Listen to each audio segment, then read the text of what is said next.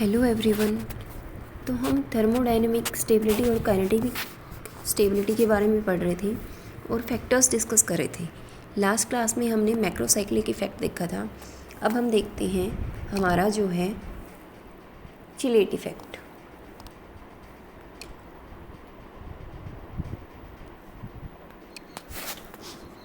तो chelate effect जो है क्या होता है कि कुछ जो है पॉलीडेंटेट लिगेंड होते हैं। पॉलीडेंटेट लिगेंड कैसे, जहाँ पे क्या हो एक से ज़्यादा, ठीक है, डोनर एटम हो। जैसे हमारा CN है यहाँ पे, या फिर आपका ये लगा लो कि जो है NO2 है, NO2 है, ठीक है। NO लीनियर होता है ना, ये ऐसी कुछ। यहाँ पे ये भी है डोनर एटम और ये भी डोनर एटम है।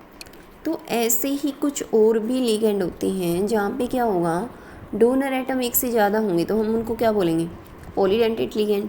तो उनकी ज्योमेट्री कुछ ऐसी होती है कि वो क्या करते हैं, एक चेन बना लेते हैं, ज्योमेट्री, ठीक है। तो उनकी ज्योमेट्री कुछ ऐसी होती है कि वो एक दूसरे से क्या है, कोऑर्डिनेट बॉन्ड बना लेते हैं। जैसे कि हम जो है इन को पढ़ते हैं, इथाइलिन डायमीन। इथाइलिन डायमीन क्या होती है हमारी, CH3NH2। इसकी जो है स्ट्रक्चर कुछ ऐसी होगी कि क्या करेगी, ज्योमेट्री ऐसे कॉम्प्लेक्स बना लेगी। हम आगे देखेंगे। तो polydentate ligand with more than one donor atom have geometry such that they can form more than one coordinate bond to the same metal cation. Such ligands are called chelating ligand. तो ऐसे ही ligand को हम क्या बोलेंगे, chelating ligand बोलेंगे। ये जो ligand होते हैं जनरली कैसे होते हैं, आपके नॉन लीनियर, मतलब आपकी रिंग फॉर्म में मिलेंगे। ये रिंग बनाते हैं, मेन बात यही है, रिंग की वजह से एक कॉम्प्लेक्स स्टेबल बनेगा।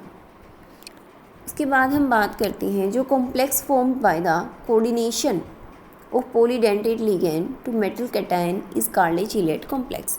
तो देखो ऐसे वाले लिगेंड को क्या बोल रहे हैं, चिलेट लिगेंड। तो चिलेट लिगेंड यूज़ करके मेटल के साथ जो कॉम्प्लेक्स बनेगा वो क्या हो जाएगा, चिलेट कॉम्प्लेक्स, या फिर सिंपल चिलेट बोल देंगे हम उसको, ठीक है। जो चिलेटेड कॉम्प्लेक्स होते हैं वो ज़्यादा स्टेबल होते हैं नॉन चिलेटेड से।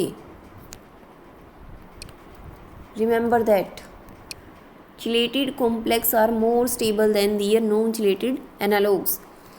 एक आपके पास चिलेटिंग कॉम्प्लेक्स है और एक नॉन चिलेटेड, तो आपको बताना है कि स्टेबल कौन सा होगा। फॉर एग्जांपल जैसे हम कैडमियम का जो है एक्वा कॉम्प्लेक्स ले रहे हैं, हेक्सा एक्वा कॉम्प्लेक्स, ठीक है। एक तरफ हम कैडमियम का ले रहे हैं इन डायमीन वाला।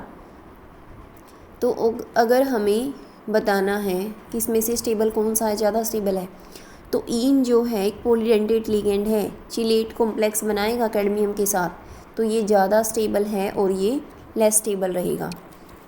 देखते हैं आगे कैसे।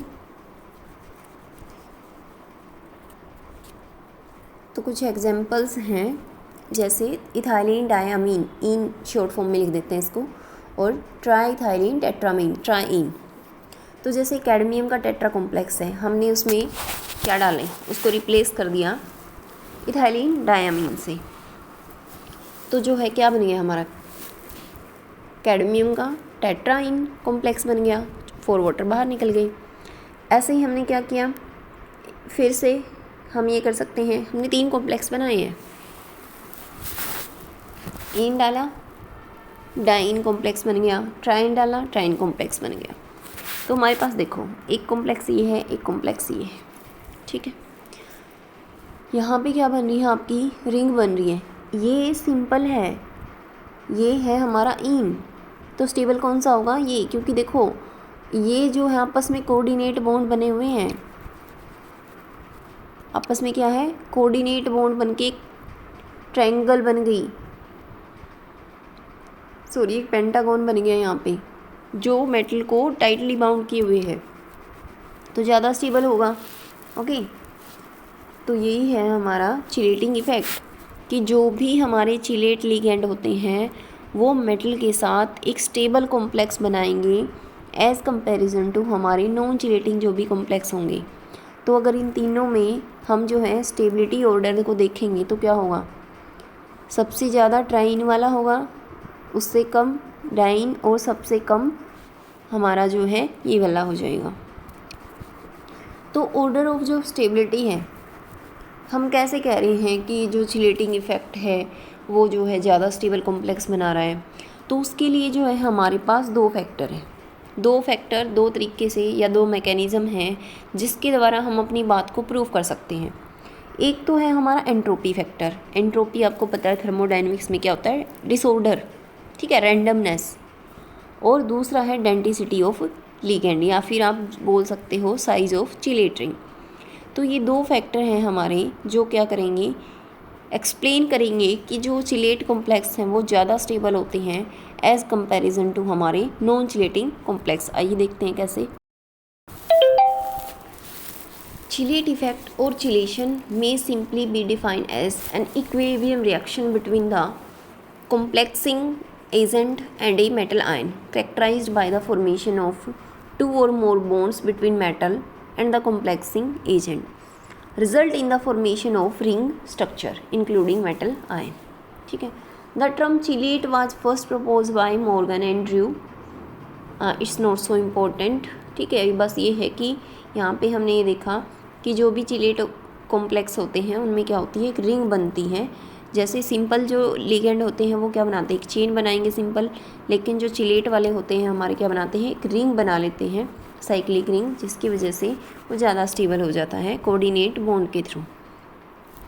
तो जो है एंट्रोपी की बात कर रही हूँ मैं, ठीक है, हमने लास्ट बोला था कि हम एंट्रोपी जो है डिक्रीज़ होगी या इंक्रीज़ होगी। आपको पता है अगर किसी भी उसमें एंट्रोपी इंक्रीज़ हो रही है, रैंडमनेस इंक्रीज़ हो रही है, देखो ये जो है मान लो कोई भी पार्टिकल है, इनके बीच में इतना गैप है, अगर हम इस पर क्या कर दें, टेम्परेचर हाई कर दें यहाँ पे, तो ये दूर दूर हो जाएंगे, रैंडमनेस बढ़ गई, हम ये बोल सकते हैं। यहाँ ये टाइटली बाउंड थे, रैंडमनेस कम थी, यहाँ क्या हो गया, डिसऑर्डर ज़्यादा हो गया। तो ऐसा ही यहाँ भी हो रहा है। हमने जो है अभी कॉम्प्लेक्स बनाए थे, जैसे हमने कैडमियम का बनाया था कि कैडमियम के साथ एक तो सिंपल एक्वा कॉम्प्लेक्स है, ये मान लो हमारा जो है कैडमियम का टेट्रा एक्वा कॉम्प्लेक्स था, ये था, यहाँ एक्वस वाटर वाटर और वाटर, और यहाँ पे भी वाटर, ठीक है। एक तो आपका ये वाला कॉम्प्लेक्स है, ओके, सॉरी मुझे इरेज करना पड़ रहा है, I have no the facility for board वगैरह, I will try my best, पर आप नोट्स तो प्रिपेयर कर ही सकते हो। दूसरा हमारा कॉम्प्लेक्स था कैडमियम का, जिसमें क्या लगा था हमारे इन, यहाँ पे ये बन गया, ठीक है, ये बन गई, हो गई। एक तो ये कॉम्प्लेक्स है, देखो सिर्फ दो ही हैं यहाँ पे और दोनों एक दूसरे से अटैच है, दो रिंग बनी हुई हैं। एक कैडमियम का ये वाला था, ऐसे वाला, तो डिसऑर्डर किस में ज़्यादा है, इसके अंदर। चिलेट यूज़ करने से रैंडमनेस क्या है, एंट्रोपी जो है डिक्रीज़ हो रही है, रिंग बन रही है, एक साइक्लिक रिंग जो मेटल को टाइटली बाउंड करके रखे हुए हैं। तो यही दो फैक्टर्स हैं जो हमें क्या बताते हैं कि जो चिलेटिंग कॉम्प्लेक्स हैं वो ज़्यादा स्टेबल होंगे। I hope you understand. Next हम बात करते हैं कैरेक्टरिस्टिक्स फीचर्स, कि ये जो हम चिलेट बनाते हैं, जो ये चिलेटिंग कॉम्प्लेक्स बन रहे हैं, इनकी जो है कैरेक्टर्स क्या हैं। एक कैरेक्टर तो यही हो गया, मतलब ज़्यादा स्टेबल बनेंगे, कि हम देखते हैं, चलो। Chelate complex generally have low melting points, मतलब इनका जो मेल्टिंग पॉइंट होगा वो कैसा होगा, लो होगा, और ऑर्गेनिक सोलवेंट्स के अंदर क्या होंगे, ये सोल्यूबल होंगे, जैसे कि अमोनिया वगैरह होता है। लिगेंड टाइप, जो सिर्फ पॉलीडेंटेट लिगेंड है, मतलब चिलेट कौन से बनाते हैं, वो पॉलीडेंटेट लिगेंड जिनके पास क्या होगा, क्या होगा, एक से ज़्यादा डोनर एटम होंगे जो रिंग फॉर्म कर सकते हैं, ठीक है। दूसरा स्टेबिलिटी, कि जो चिलेटिंग एजेंट है वो मेटल सेंटर के साथ एक स्टेबल साइड, मतलब टाइटली बाउंड करते हैं, कोवलेंट या मतलब मेनली कोऑर्डिनेट बॉन्ड के साथ, जिसकी वजह से क्या है, मोर कॉम्प्लेक्स, जो कॉम्प्लेक्स है वो क्या बनता है हमारा, मोर स्टेबल बन जाता है। जैसे देखो हम एग्जांपल में देख रहे हैं, एक तो जो है हमारे पास हेक्सा अमोनिया आयरन का हेक्सा अमाइन कॉम्प्लेक्स है, ठीक है। एक है हमारे पास ईन लगी हुई है, यहाँ देखो एंट्रोपी यहाँ डिक्रीज़ है, तो ये ज़्यादा स्टेबल हुआ एंट्रोपी का भी ऐसे देखे तो। दूसरा रिंग, यहाँ पे आयरन को दो दो जो हैं मजबूती से बांधे हुए हैं, फिर्मली अटैच्ड हैं ये। यहाँ पे क्या है, नॉर्मल अटैचमेंट है, कोवलेंट बॉन्डिंग है, तो ये ज़्यादा स्टेबल होगा। तो हम क्या बात कर रहे हैं, एक तो लिगेंड टाइप हो गया कि जो हमारा लिगेंड होता है वो पॉलीडेंटेट लिगेंड होगा, जिसके पास दो से ज़्यादा या एक से ज़्यादा जो है डोनर एटम होंगे जो कोऑर्डिनेट बॉन्ड बनाएंगे और ज्योमेट्री साइक्लिक रिंग की फॉर्म में होंगे। दूसरा जो है स्टेबिलिटी की बात थी कि जो है ये स्टेबल ज़्यादा होते हैं हमारे चिलेटिंग जो कॉम्प्लेक्स होते हैं। नेक्स्ट हम बात करते हैं कि जो है रिंग की बात करते हैं कि कुछ जो है 5 मेंबर रिंग होती हैं, कुछ जो है 6 मेंबर रिंग होती हैं। तो ऐसा देखा गया है कि जो 5 और 6 मेंबर रिंग चिलेट कॉम्प्लेक्स होते हैं वो ज़्यादा स्टेबल होती हैं than other due to less steering strain. देखो अब जो है चेन 5 तक तो ठीक है, 6 तक भी ठीक है, अगर एक और बढ़ जाए 7 हो गई और बढ़ जाए तो देखो कितना गैप कम हो रहा है। और हमें पता है 6 के बाद ऑक्टाहेड्रल कॉम्प्लेक्स, ऑक्टाहेड्रल ज्योमेट्री के बाद जो है स्टीरिक हिंड्रेंस बढ़ना स्टार्ट हो जाती है, रिपल्शन होगी आपस में और स्टेबिलिटी रहेगी नहीं। कोई भी जो है यूनिवर्स में पूरा यूनिवर्सल लॉ है, कोई भी हम ह्यूमन बींग्स ही हैं, थोड़ी सी भी ट्रबल आने से हम उस ट्रबल में नहीं रह सकते, हम उससे बाहर निकलना चाहेंगे। तो ऐसे ही कॉम्प्लेक्सेस में होता है, 6 से ज़्यादा उसकी रिंग आ गई तो उसमें स्ट्रेन आ जाती है और वो स्ट्रेन से बाहर निकलना चाहेगा, ठीक है। तो इसी वजह से 5 और 6 मेंबर जो चिलेट कॉम्प्लेक्स हमारे होते हैं वो ज़्यादा स्टेबल होते हैं as comparison to more 7, 8, 9 member ring की बजाय, ताकि स्ट्रेन कम हो।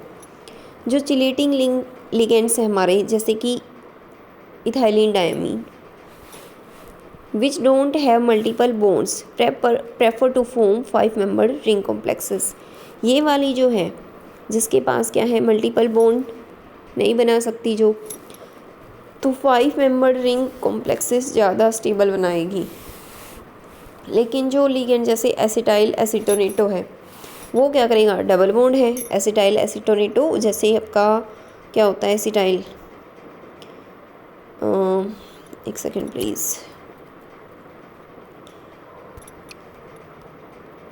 CH3CO नेगेटिव, CH3CO नेगेटिव, यहाँ O नेगेटिव डबल बॉन्ड, यहाँ भी डबल बॉन्ड।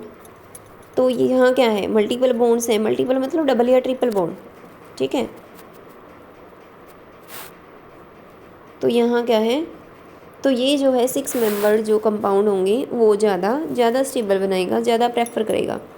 मतलब एक जो है हम एक जगह पे ले रहे हैं एसिटाइल एसीटोनेटो, एक जगह पे हम ले रहे हैं ईन, तो ईन जो है 5 मेंबर रिंग बनाएगा और एसिटाइल एसीटोनेटो 6 मेंबर रिंग को प्रेफर करेगा। नेक्स्ट हम देखते हैं जो चिलेटिंग लिगेंड्स होते हैं बल्कि ग्रुप्स के साथ लेस स्टेबल कॉम्प्लेक्स बनाएंगे। ये तो हम खुद ही सोचने वाली बात है, ये ऑलरेडी जो है क्या है रिंग बना रहे हैं। ऐसे मान लें कैडमियम देखती है, ऐसे रिंग बना रहे हैं। कैडमियम के पास ऑलरेडी जो है कोई भी बहुत लंबा सा मान लो यहाँ पे CH3NH2 ये लगा हुआ है, एक जगह पे लगा हुआ है हमारा कोई भी हेलोजन लगी है, मान लो Cl लगी है, तो एक तो Cl लगी हो, एक CH3NH2 लगा हो, इन दोनों में ज़्यादा रिपल्शन होगी, इन दोनों में कम होगी। तो जो बल्कि ग्रुप होते हैं वो स्ट्रेन पैदा करेंगे, तो जो भी हमारे चिलेटिंग कॉम्प्लेक्स होते हैं वो बल्कि ग्रुप्स के साथ लेस स्टेबल कॉम्प्लेक्स बनाएंगे, ठीक है। उसके बाद नेक्स्ट बात आती है, जैसे जैसे डोनर साइट इंक्रीज़ होंगी, number of donor site increase, stability जो है उतनी ही ज़्यादा बढ़ जाएगी।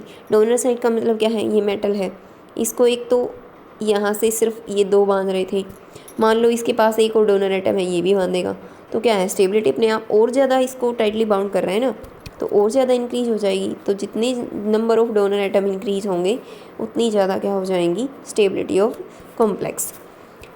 Resonance stabilization of chelate ring also enhance complex stability. उसके अंदर रेजोनेंस भी हो सकती है, जिनके अंदर मल्टीपल बॉन्ड्स होते हैं वहाँ पे रेजोनेंस भी होगी, तो रेजोनेंस की वजह से जो स्ट्रेन है वो कॉम्पनसेट हो जाएगी। तो इसी वजह से भी जो चिलेट कॉम्प्लेक्स होते हैं हमारे ज़्यादा स्टेबल होंगे।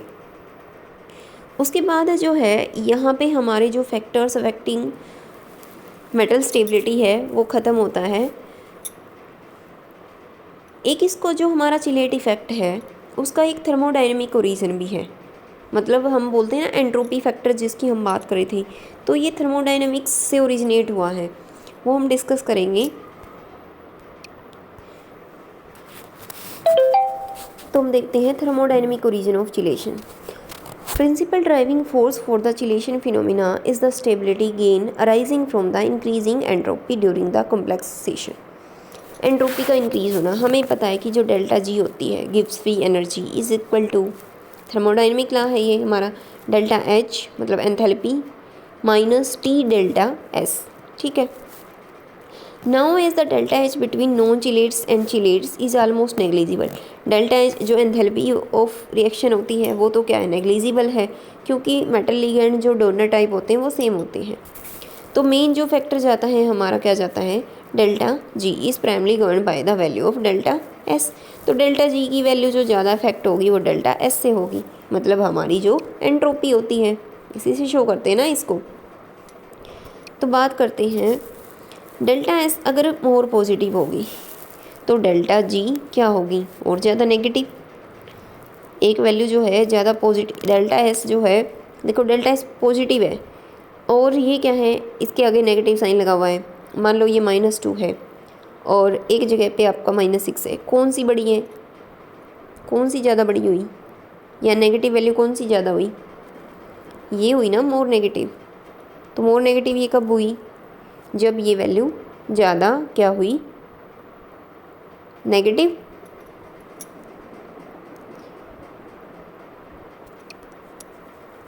तो वही बात है कि जो डेल्टा जी है वो हमारी एंट्रोपी पे डिपेंड करती है मेनली, मतलब डेल्टा एस मोर पॉजिटिव तो delta G more negative, means जो के है रिएक्शन कांस्टेंट इंक्रीज होगा।